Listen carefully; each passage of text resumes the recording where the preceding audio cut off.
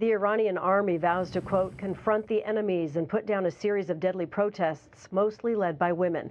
The protesters are furious over the recent death of a 22-year-old woman taken into custody, accused of violating Iran's rigid dress code for women. Rami Ignacio updates us now on the protests. Taking off their head coverings and waving them in the air, this is defiance in Iran. And women are leading the charge. Some are even burning their hijabs, their mandatory head coverings, in protest. Sparked by the death of 22-year-old Mahsa Amini, police allege she suffered a heart attack after being arrested for wearing an improper hijab. They released this security footage showing her collapse. CBS News cannot verify its authenticity, but critics believe she was beaten, saying her body was bruised and bleeding. It all started with a hijab. How is that possible? There is a morality police that polices the streets, brings women in, punishes them. Sanam Vakil is an expert in Iranian policy. The morality police are enforcers of Iran's strict Islamic dress code, well documented, confronting women, sometimes violently, for not covering their heads or bodies. For conservatives and hardliners within the system, the hijab can be a source of power or a source of identity. For people that are against the hijab, it is the question of choice. Really, their lack of choice under Iran's version of Islamic law. But angry Iranians are trying to break that, striking at symbols of government authority and stoning an image of Iran's supreme leader. Some women are cutting their hair in front of clapping crowds in solidarity. Authorities are cracking down, in some cases with lethal force.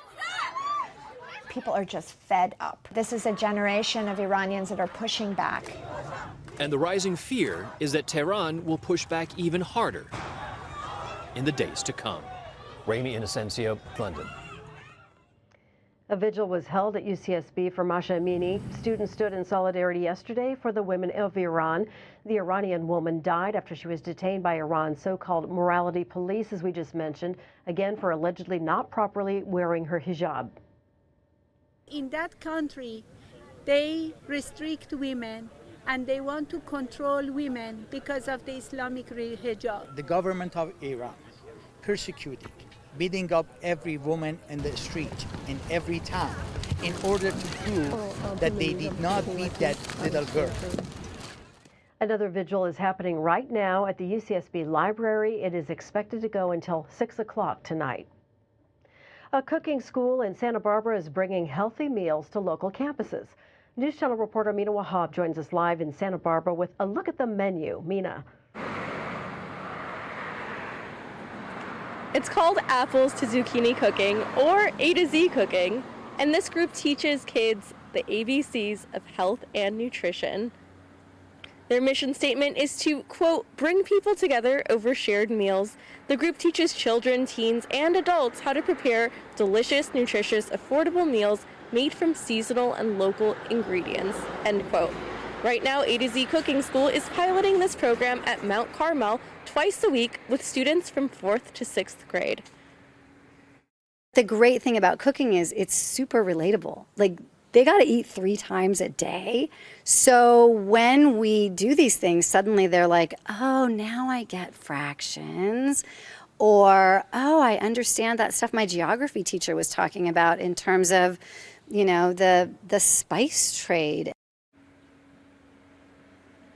The lessons taught in these classes cover everything from healthy cooking to the science of nutrition.